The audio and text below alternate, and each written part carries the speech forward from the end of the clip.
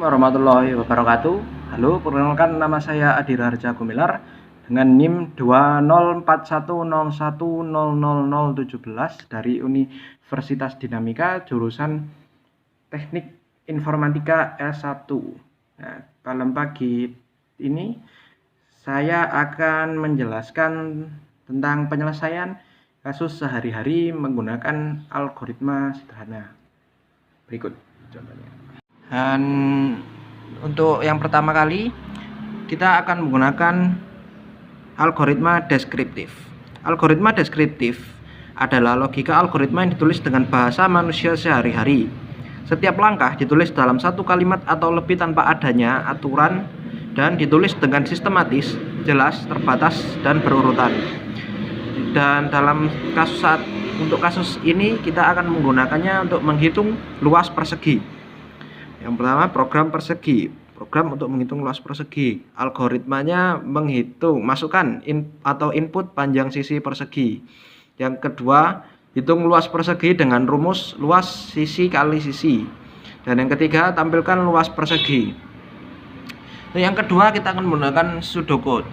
Bentuk penulisan algoritma yang cukup banyak digunakan, mirip dengan bahasa pemrograman namun bukan. Penulisan langkah diawali dengan judul program, lalu deklarasi semua variabel yang diinisialisasikan di dalam suatu program, dan yang terakhir isi, di mana ada perintah dari program.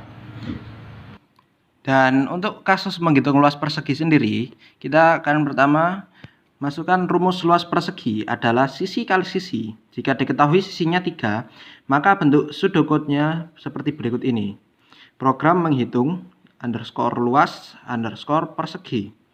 Deklarasi variabel sisi luas integer. Deskripsi sisi 3 luas sisi kali sisi right luas.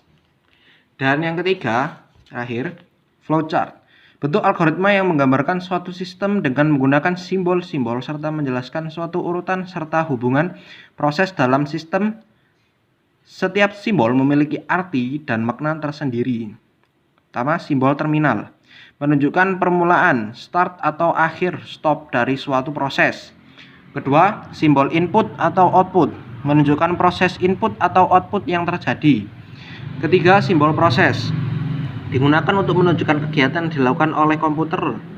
Yang keempat, simbol keputusan digunakan untuk memilih keputusan berdasarkan kondisi yang ada. Dan yang kelima, simbol arus digunakan untuk menghubungkan satu simbol dengan simbol lainnya. Simbol ini berfungsi untuk menunjukkan garis alir dari proses. Dan berikut adalah flowchart kasus menghitung luas persegi. Mulai dan selesai kita menggunakan simbol terminal sebagai simbol awalan dan akhiran. Deklarasi variabel kita gunakan simbol proses. Nilai sisi kita gunakan simbol input karena nilainya akan dimasukkan oleh user. Selanjutnya, sistem akan menghitung luas berdasarkan nilai panjang dikalikan dengan lebar pada bagian ini. Nilai sisi dikalikan dengan sisi pada bagian ini, kita gunakan simbol proses. Dan yang terakhir, sistem akan menampilkan hasilnya. Bagian ini dibuat dengan simbol output. Dan itulah cara penyelesaian masalah sederhana dalam sehari-hari, dan dalam kasus ini kita menggunakan menghitung luas persegi. Terima kasih. Wassalamualaikum warahmatullahi wabarakatuh.